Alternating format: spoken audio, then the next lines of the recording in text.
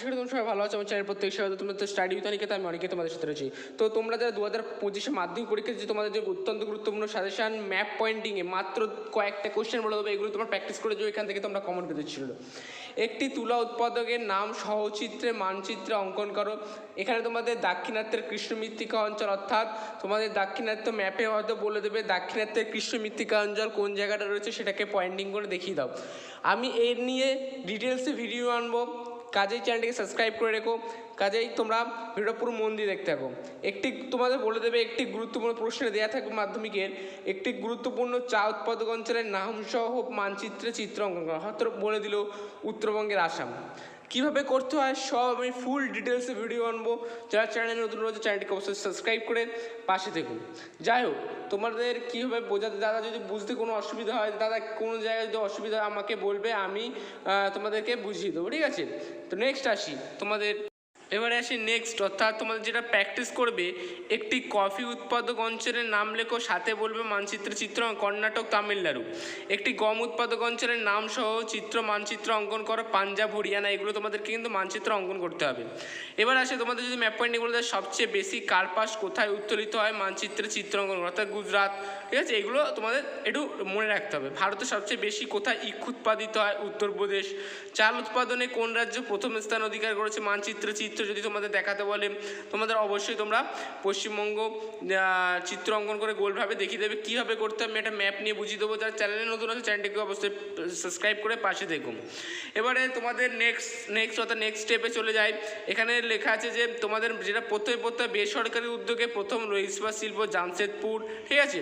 তারপরে সরকারি উদ্যোগে লৌহ ইস্পাত বোকারো, ভারতের বৃহত্তম পেট্রোরসায়ন শিল্প জামনগর।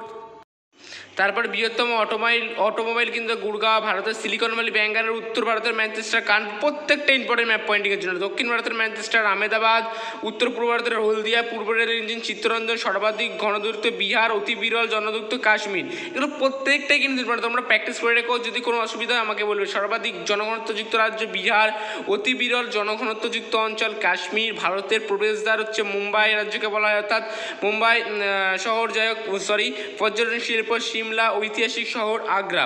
অর্থাৎ এগুলো কিন্তু মোস্ট ইম্পর্টেন্ট, তোমরা কিন্তু একটাও বাদ দিয়ে দিও না। তারপরে আসে হাইটেক বন্দর মুম্বাই, শিল্প শহর দুর্গাপুর, সাংস্কৃতিক শহর কলকাতা, সোনালী চতুর্ভুজ, ভারতের মুক্ত বন্দর কান্ডালা। এগুলো কিন্তু প্রত্যেকবার কিন্তু রিপিট আসে কোশ্চেনগুলো। ভারতের উত্তরতম বিন্দু ইন্দিরা কল, ভারতের মূল ভূখণ্ডে দক্ষিণতম কন্যাকুমারী ইন্দিরা পয়েন্ট, অরুণাচল প্রদেশ গোমারাটা কন্যাকুমারী শ্রীনগর। এগুলো প্রত্যেকটা ইম্পর্টেন্ট কিন্তু। এবার আসে বৃষ্টিপাতের দিক থেকে সর্বাধিক বৃষ্টিপাতযুক্ত অঞ্চল মৌসুমী রাজ্য চিহ্নিত করতে হবে। পলি মৃত্তিকা অঞ্চল চিহ্নিত করতে পারে ম্যাপে, ল্যাটারাইট মৃত্তিকা অঞ্চল, কৃষ্ণ মৃত্তিকা অঞ্চল, মরু মৃত্তিকা অঞ্চল, পার্বত্য মৃত্তিকা অঞ্চল। অর্থাৎ এই সমস্ত কিন্তু মৃত্তিকা অঞ্চল আমাদের ম্যাপে চিহ্নিত করতেও হতে পারে, ঠিক আছে?